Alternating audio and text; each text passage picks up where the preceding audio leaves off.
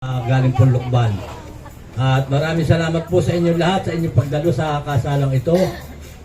Sana po ay maging masaya tayo sa ating gagawing programa ngayon. At ang pagbati ko po sa bagong kasal, si Michael at si Grace, sana ay bumaba pa ang pagsasama ninyo para magkaroon ako ng maraming apo. Yan, ang ganda ng mensahe. Ano, nakakatuwa naman si Lolo. Lolo, dyan ka lang, stay ka lang ha, Mami. Mami, syempre, baka binalimutan si Lolo. Ikaw na rin yung magpasalamat.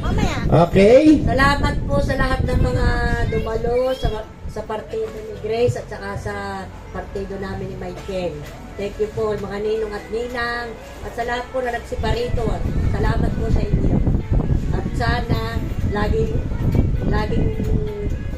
magsunuran, huwag kayong mag-aaway, laging nasa gitna at Diyos.